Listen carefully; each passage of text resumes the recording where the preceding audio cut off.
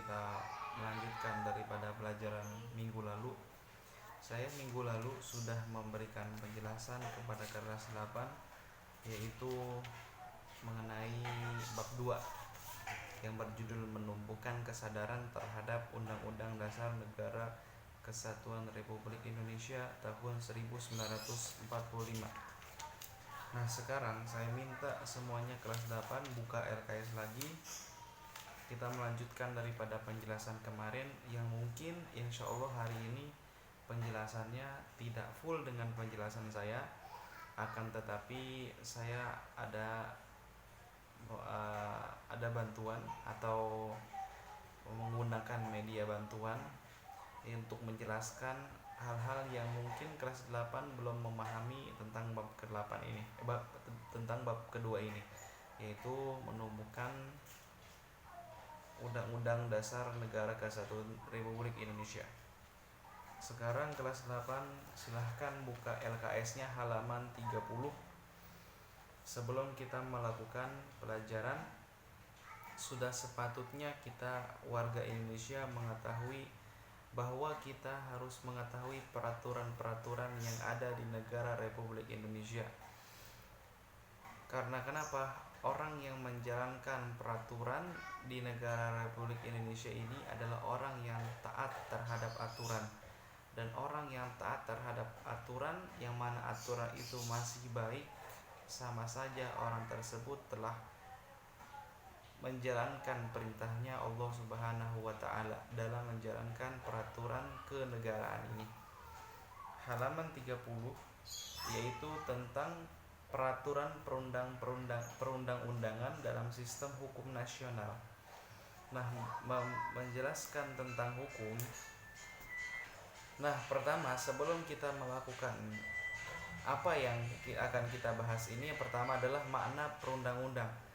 Menurut para ahli undang-undang dengan istilah konstitusi, sering kita mendengar bahwa konstitusi berasal dari bahasa Inggris, yaitu constitution.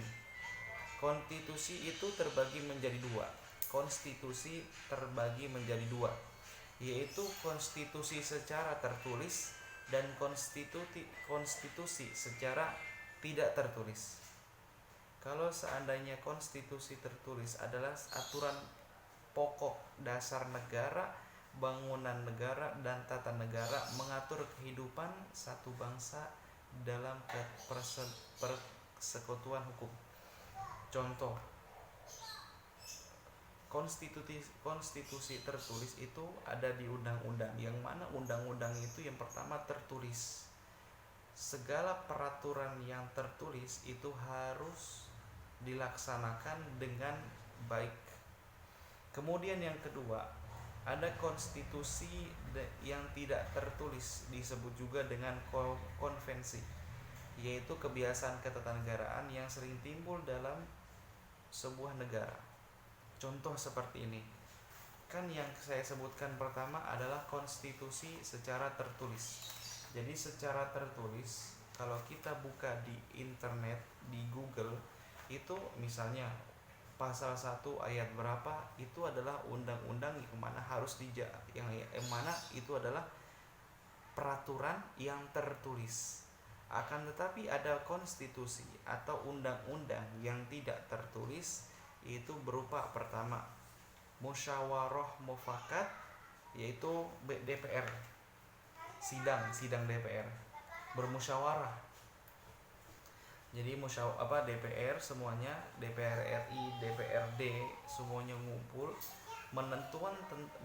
menentukan tentang suatu hukum bagaimana di negara ini. Contoh, dulu ketika itu tahun 2019 ada demo antara mahasiswa ke gedung DPR karena ada peraturan yang tidak bijak. Contoh, ada ayam, kita punya ayam kemudian masuk ke tanah orang, itu kena denda. Nah, ini adalah peraturan yang dibuat oleh DPR.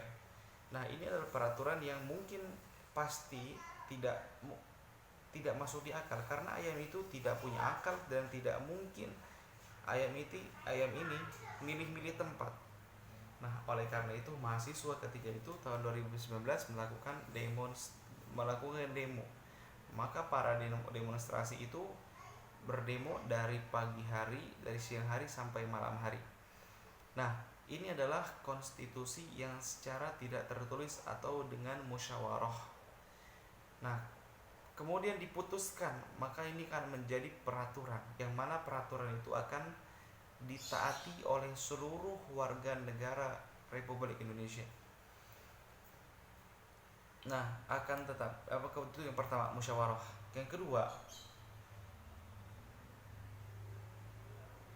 adalah pidato presiden.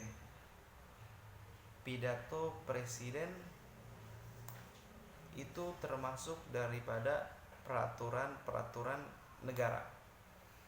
Contoh, sekarang ini masa pandemi, presiden memberikan peraturan PPKM atau sebelumnya PSBB atau sebelumnya lockdown atau yang lain-lainnya, itu peraturan yang tidak tertulis, akan tapi presiden membuat video pidato di depan orang-orang kemudian menentukan suatu hukum, maka ini adalah peraturan yang tidak tertulis, yang mana kalau seandainya peraturan ini sudah disahkan, maka peraturan ini harus dijalankan dengan baik. Itu masalah konstitusi. Ada dua, tertulis dan tidak tertulis. Kemudian dasar perundang-perundang negara Republik Indonesia. Nah, Perundang-undang Negara Republik Indonesia sebagai penjabaran dari nilai-nilai Pancasila dan Undang-Undang 1945. Jadi peraturan undang-undang Republik Indonesia itu adalah rincian penafsiran daripada UUD 45 dan Pancasila. Contoh begini. Kita di dalam agama Islam itu ada Al-Qur'an. Ada Al-Qur'an, kemudian ada hadis. Di dalam Al-Qur'an itu Allah menyebutkan misalnya walladzina jahadu lanahdiyannahum subulana ila akhir ayat. Nah, itu hanya ayat, satu kalimat. Akan tetapi para ulama menafsirkan, menjelaskan tentang hal ayat ini. Maka itu adalah penafsiran daripada satu ayat.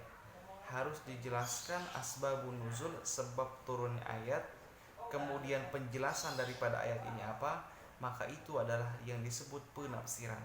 Sama seperti dasar peraturan undang-undang.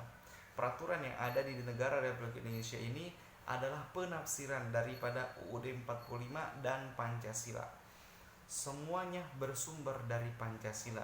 Dari Pancasila mengerucut segitiga ke bawah, itu sama seperti penafsiran daripada peraturan yang ada di Indonesia ini. Kemudian Pancasila sebagai landasan ideal.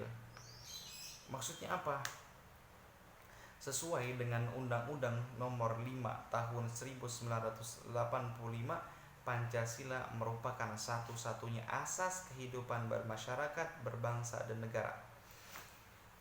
Jadi kita mempunyai pokok, mempunyai dasar, mempunyai asas. Dalam agama Islam ada yang mengatakan begini, al-ittihad asasun najah. Persatuan adalah sumber daripada kesuksesan, adalah pokok daripada kesuksesan. Kalau seandainya suatu kelompok ingin sukses, maka harus ittihad, harus bersatu. Maka Pancasila ini sumber daripada seluruh hukum. Pancasila sumber atau pokok atau asas, yang mana Pancasila ini akan mengerucut dengan penafsiran atau peraturan yang akan datang. Contoh, kemanusiaan yang adil dan beradab. Itu cuma intinya. Kalau dalam bahasa kita kuning itu matan. Syarahnya, penjelasannya ada nanti di undang-undang, kemudian ada peraturan-peraturan lain. Kemanusiaan yang adil dan beradab, apa sih itu adil, dan bagaimana negara ini memberlakukan keadilan itu bagaimana? Itu nanti dijelaskan dalam penafsiran atau peraturan negara Kesatuan Republik Indonesia. Kemudian Undang-Undang Dasar Negara 1945 sebagai landasan konstitusional, ya benar. UUD 45 itu sebagai landasan konstitusional. Apa itu konstitusional? Yang tadi sudah disebutkan, konstitusional adalah peraturan, yang mana konstitusional mempunyai dua, yaitu tertulis dan tidak tertulis. Kemudian perundang-undang dalam UUD 1945 pasca amandemen itu yang pertama sebagai hukum, sebagai norma. Ya pasti undang-undang itu adalah hukum atau ketetapan. Seorang dilarang mencuri itu ada di dalam undang-undang. Seorang dilarang korupsi itu pun ada di undang-undang. Dan bagaimana orang apabila melakukan pencurian atau orang melakukan korupsi itu ada di undang-undang. Kemudian sebagai dasar hukum. Nah, dasar kemudian ke hukum. Kemudian 4, asas peraturan perundang-undang. Nah, saya sebelum melanjutkan daripada penjelasan ini, nanti di bawah ini saya minta kelas 8 semuanya untuk mengklik link yang ada di deskripsi bawah. Nah, itu ada penjelasan nanti insya Allah bab kedua daripada semester pertama, itu tolong di klik linknya dan tonton sampai akhir. Kemudian sebelumnya saya ingin memberikan tugas kepada kelas 8 karena ini adalah tentang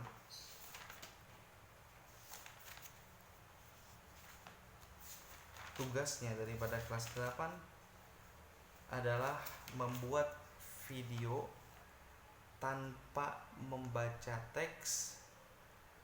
Membuat video apa? Karena ini adalah dari minggu lalu itu 17 Agustus hari kemerdekaan. Saya minta kelas 7 semuanya membuat video, dikirimkan di CBT atau dikirimkan ke YouTube, kemudian linknya dikasih ke saya, atau misalnya mau ngasih ke WhatsApp saya, nggak kenapa-napa. Nanti dibikin video proklamasi tanpa menggunakan teks, itu nanti akan saya nilai. Kurang lebihnya saya mohon maaf. Wassalamualaikum warahmatullahi wabarakatuh.